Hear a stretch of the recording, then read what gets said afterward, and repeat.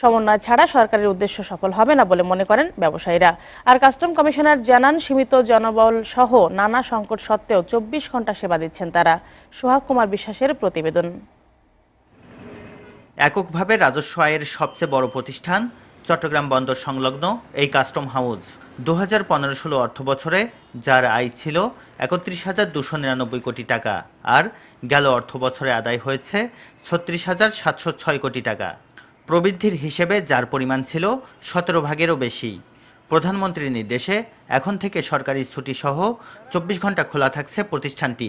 তাই চলতি অর্থ বছরে প্রবৃদ্ধি 20 ভাগ ছাড়িয়ে যাওয়ার আশা কাস্টম কমিশনারের। রাষ্ট্রের যে চাহিদা, মানুষের চাহিদা, ব্যবসা বাণিজ্যের চাহিদা, সেগুলোকে মাথায় রেখে আমরা কিন্তু এই স্বল্প জনবল নিয়েই আমরা এই কাজটি শুরু করেছি। থেকে রাজস্ব আদায় বা আহরণ পরিস্থিতি অত্যন্ত ভালো কাস্টম হাউজের। কিন্তু ব্যবসায়ীরা বলছেন, কাস্টম খোলা থাকলেই সুফল আসবে না, কারণ ব্যাংক, সিএনএফ, শিপিং এজেন্ট সহ বেশ কয়েকটি প্রতিষ্ঠানের সমন্বয়ে পরিচালিত হয় চট্টগ্রাম বন্দর। তাই বন্দর সংশ্লিষ্ট সবগুলো প্রতিষ্ঠান 24 ঘন্টা খোলা রাখার দাবি তাদের। শিপিং এজেন্ট যদি খোলা না থাকে আমি ডিউ পাবো না, ব্যাংক খোলা না থাকলে আমি পে অর্ডার করতে পারবো না, বিএসটিআই না থাকলে আমি বিএসটিআই পাঠাতে পারবো না।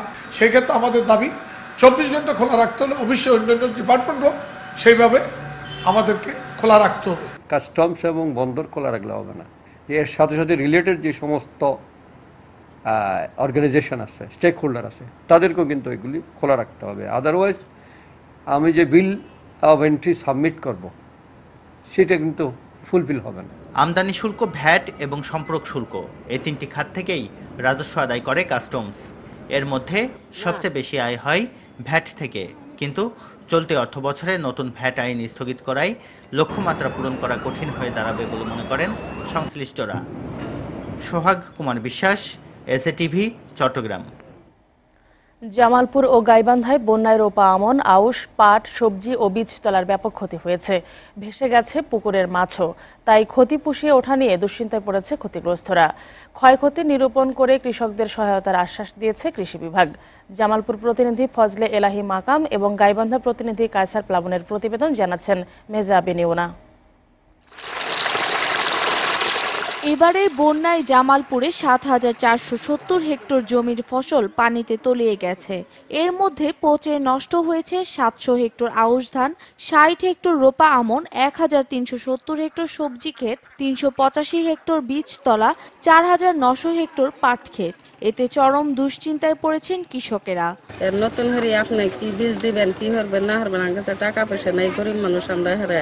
আমরা হিন্দু সব লাগাইলাম, ঋণ শোধ করে হইতাছি না, বাকি লাগাম। সরকার কিছু দেয় তাহলে আমি লাগাতে পারবো না, তো লাগাতে পারবো না। তবে ক্ষয়ক্ষতি নিরূপণ করে কৃষকদের সহায়তার আশ্বাস দিয়েছে কৃষি বিভাগ। বন্যার পানি চলে যাওয়ার পরপরই আমরা এখানে ক্ষয়ক্ষতি নিরূপণ করব এবং কৃষকদের আমরা তালিকা করব এবং সরকার সর্বোত্তমভাবে তাদের সহযোগিতা করার জন্য চেষ্টা করবে। গাইবান্ধা, সুন্দরগঞ্জ, ফুলছড়ি, সাঘাটা ও সদরসহ ৪ উপজেলায় তলিয়ে গেছে ২৫৪ হেক্টর জমির ফসল। এর মধ্যে ৬১ হেক্টর রোপা আমন বীজতলা, ৪৩ হেক্টর সবজি ক্ষেত, ১০৩ হেক্টর পাট ক্ষেত এবং ৫৬ হেক্টর জমির আউশ ক্ষেত। ভেসে গেছে ৬৫টি পুকুরের মাছ। পাট ক্ষেতে আমরা জাগ দিয়েছিলাম, সম্পূর্ণ পাট আমাদের মাটির নিচে পড়ে গেছে। তারপর বাড়িঘর ভেঙে ছেড়ে গেছে, আইলে দিলে গেছে। পাশে কে দাঁড়াবে, কে থাকবে, তাই না আমরা ভাবনা চিন্তা করতেছি। ক্ষতিগ্রস্ত কৃষকদের তালিকা তৈরি ও সহযোগিতায় উদ্যোগের কথা জানিয়েছেন কৃষি বিভাগ। পানি যদি না নেমে স্থির থাকে কয়েকদিন, তাহলে এই ফসলগুলোর ক্ষতি হতে পারে। এই ক্ষতি যাতে পুষায় নেওয়া যায় সেজন্য নতুন করে বীজতলা করা, আয়োজন করা, এই বিষয়ে আমরা কৃষকদের পরামর্শ দিচ্ছি। কৃষি বিভাগের আশ্বাসের শিগগিরই বাস্তবায়ন চান ভুক্তভোগীরা। মেজা বেনিওনা, এসএটিভি নিউজ ডেস্ক। বরগুনার আমতলী উপজেলার ১৬টি গ্রামের প্রায় ৮০,০০০ মানুষের দুর্ভোগ হয়ে দাঁড়িয়েছে চওড়া খাল। ২৫ কিলোমিটার দীর্ঘ খালটিতে বাঁধ দেয়ায় কচুরি পানা জমে পানি নষ্ট হয়ে গেছে। মানুষ তো দূরের কথা, গবাদি পশুও খালের পানি পান করছে না। ঘরে ঘরে চর্মরোগ সহ দুর্গন্ধে এলাকার পরিবেশ বিপর্যয়ের আশঙ্কা দেখা দিয়েছে। বরগুনা প্রতিনিধি নুরুজ্জামান ফারুকের প্রতিবেদন জানাচ্ছেন মনিজা হাবিব। এটি কোনো সবুজ অরণ্য নয়, আমতলী উপজেলার চওড়া খাল, যার পুরোটা জুড়ে কুচুরিপানা। ত্রিভুজ আকারের দীর্ঘ ২৫ কিলোমিটার খালটি পটুয়াখালীর গলাচিপা, কলাপাড়া ও আমতলীর সঙ্গে সংযোগ স্থাপন করলেও তা এখন আর নেই। বাঁধ ও স্লুইস গেট নির্মাণের কারণে পানি নিষ্কাশন হচ্ছে না, আর পানির প্রবাহ থমকে যাওয়ায় এলাকাবাসী সুবন্ধি বাঁধকেই দায়ী করছেন। এদিকে এই পানি ব্যবহার করে অনেকেই আক্রান্ত হচ্ছেন চর্মরোগে। পানি আমার গায়ে লাগলে ঠোস পড়ে, এছাড়া এই মাছা আছে, সাপ আছে এর ভিতর। কচুরিপানার কারণে আমরা হাজার হাজার মানুষ ভুগতেছি। রান্না বান্নার কাজে কচুরিপানার কারণে আমরা পানি ব্যবহার করতে পারছি না। বাঁধটি দিয়ে পানি নিষ্কাশনের ব্যবস্থা করা হলে কৃষি অর্থনীতিও চাঙ্গা হবে বলে মনে করছেন স্থানীয়রা। এই খালটি যদি কেটে দেওয়া হয় তাহলে এই অঞ্চলে কি অর্থনৈতিকভাবে মানুষের মুক্তি আসবে। বাঁধটি ছেড়ে দিলে একদিকে যেমনি কৃষি কাজে এই পানি ব্যবহার করতে পারবে। এই অঞ্চল আমরা জানি যে তরমুজের জন্য এই অঞ্চল বিখ্যাত। তরমুজ চাষের ক্ষেত্রে কৃষকরা আরো বেশি উদ্যোগী হবে। সুবন্ধি বাঁধ সরিয়ে ফেলার ব্যাপারে আশ্বাস দিলেন প্রশাসনের এই কর্মকর্তা। পানি উন্নয়ন বোর্ড যারা, সেই সঙ্গে স্থানীয় সরকার এবং আমাদের পৌরসভারও কিছু অংশ আছে। তা আমি স্থানীয়ভাবে যাদেরকে পেয়েছি তাদের সঙ্গে প্রাথমিকভাবে কথা হয়েছে, যদি প্রশাসন এবং জনগণ সিদ্ধান্ত নেয় যে এই বাঁধটা অপ্রয়োজনীয়, সেক্ষেত্রে অবশ্যই বাঁধ সরিয়ে কিংবা বিকল্পভাবে অন্যভাবে বাঁধটা তৈরি করা সম্ভব। পরিবেশের ভারসাম্য রক্ষা ও এলাকাবাসীর জন্য কুচুরিপানা পরিষ্কার এবং বাঁধ কেটে দেওয়ার ব্যবস্থা নেবে কর্তৃপক্ষ, এমনটাই প্রত্যাশা স্থানীয়দের। SATV news desk. এদিকে দেশের উত্তরাঞ্চলের জেলাগুলোতে বন্যা পরিস্থিতির উন্নতি হলেও তীব্র নদী ভাঙন, পানিবাহিত নানা রোগ ও বিশুদ্ধ পানির অভাবে মানবেতর জীবনযাপন করছে বানভাসীরা। বগুড়ায় কমতে শুরু করেছে যমুনা নদীর পানি। সারিয়াকান্দির কালীতলা পয়েন্টে পানি কমে বিপদসীমা 24 সেন্টিমিটার নিচ দিয়ে প্রবাহিত হচ্ছে। বন্যা কবলিত 3 উপজেলার প্রায় 1 লাখ মানুষ এখনও সীমাহীন দুঃখ কষ্টের মধ্যে দিন কাটাচ্ছে। গাইবান্ধায় বন্যার পানি কমলেও দুর্ভোগ কাটেনি। বিশুদ্ধ খাবার পানির সংকটে হাহাকার করছে বানভাসীরা। জামালপুরে বন্যার পানি কমলেও এখনও জামালপুর সদর, ইসলামপুর, মেলান্দহ, মাদারগঞ্জ, দেওয়ানগঞ্জ, সরিষাবাড়ি, বকশীগঞ্জ উপজেলা প্রায় লক্ষাধিক মানুষ পানিবন্দী রয়েছে। দেখা দিয়েছে পানিবাহিত নানা রোগ। কুড়িগ্রামের সার্বিক বন্যা পরিস্থিতির উন্নতি হয়েছে। বাড়ি ফিরতে শুরু করেছে দুর্গতরা। লালমনিরহাটে তিস্তা ও ধরলার ভাঙন ভয়াবহ আকার ধারণ করেছে। গেল 1 সপ্তাহের ব্যবধানে শতাধিক বসতভিটা ও 3টি শিক্ষা প্রতিষ্ঠান নদীগর্ভে বিলীন হয়ে গেছে। টাঙ্গাইলে বন্যার পানি কমলেও এখনও দুর্ভোগ কমেনি বানভাসী মানুষের। 197টি সরকারি প্রাথমিক শিক্ষা প্রতিষ্ঠানে শিক্ষাদান ব্যাহত হচ্ছে। 40টির বেশি বিদ্যালয় ভবনে পানি ঢুকে পড়েছে।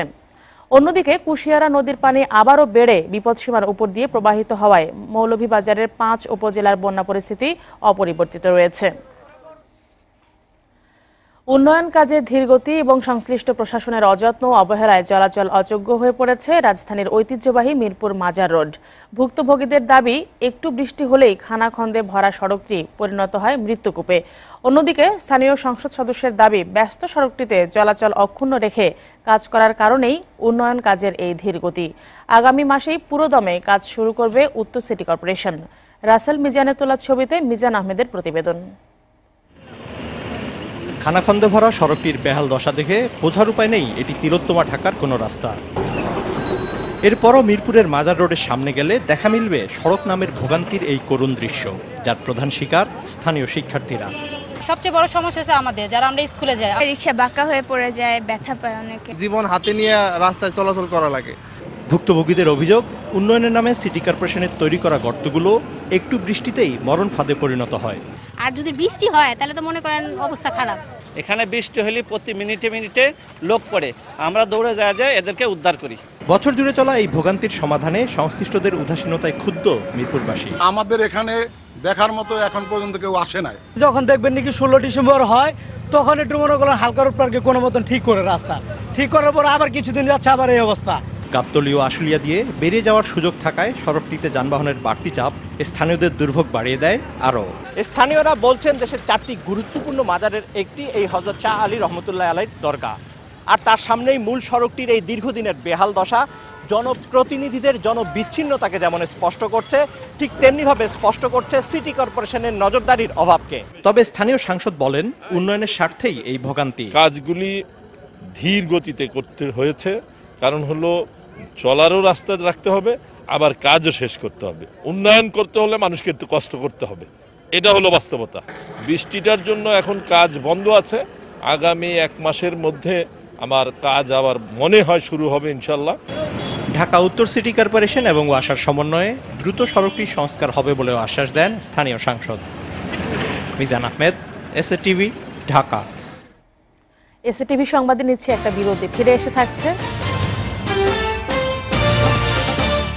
7 বছর ধরে বিদেশে রপ্তানি হচ্ছে ভালুকায় বাণিজ্যিকভাবে চাষ করা কুমির। পৃষ্ঠপোষকতা পেলে প্রচুর বৈদেশিক মুদ্রা অর্জন সম্ভব, দাবি ব্যবসায়ীদের।